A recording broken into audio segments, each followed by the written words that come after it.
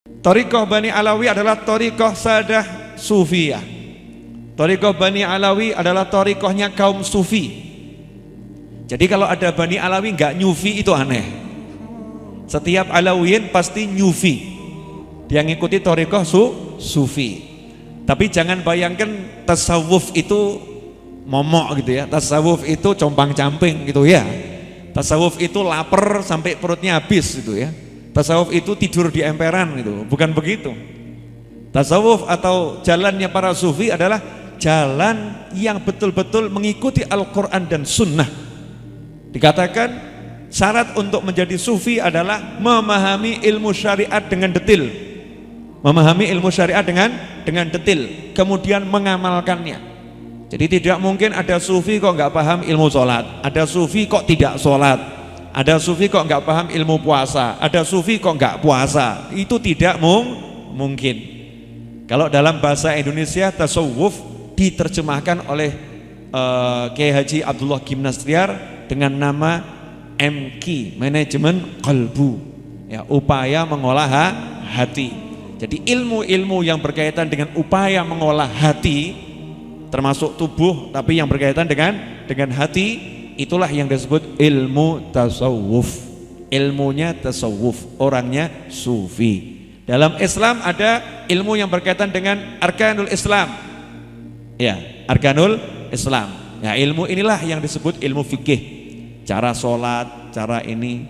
Ada ilmu yang membahas tentang sumber-sumber arkanul Islam. Ada ilmu tafsir Al-Quran. Ada ilmu tentang mustalah hadis. Zaman Nabi gak ada ilmu mustalah hadis, tapi dibuat ilmu mustalah hadis. Kenapa? Karena sumber-sumber hukum Islam itu Al-Quran dan Sunnah.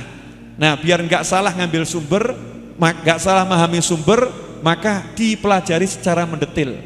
Nah, ilmu yang mempelajari mendetil Al-Quran namanya ilmu tafsir dan takwil. Ilmu yang pelajari mendetil hadis itu namanya ilmu hadis. Nah, ilmu hadis nanti macam-macam, ada mustalah hadis dan lain sebagainya. Nah, karena untuk mempelajari Al-Quran dan hadis, untuk mempelajari ilmu tafsir dan ilmu hadis diperlukan alat yang namanya bahasa.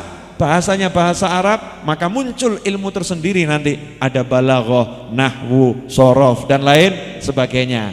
Munculnya ilmu-ilmu khusus di dalam Islam itu suatu hal yang wajar, karena orang zaman sekarang tidak seperti orang zaman dulu.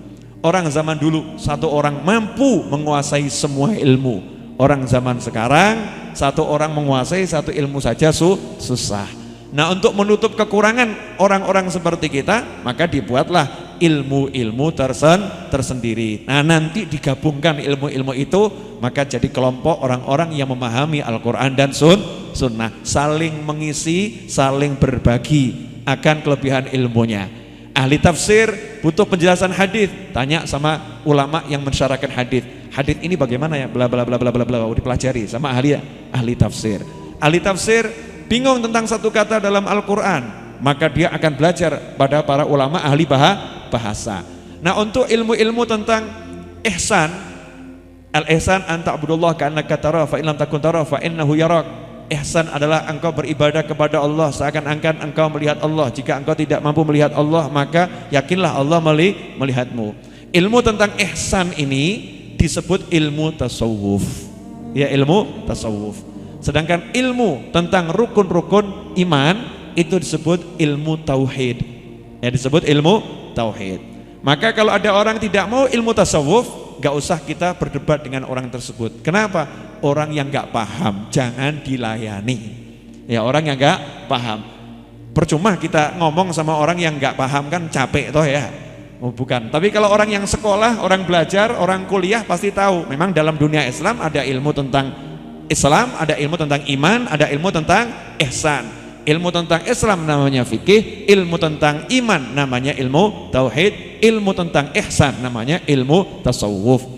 Itulah nama-nama yang diberikan oleh para ulama agar kita lebih mudah mau belajar yang mana dulu.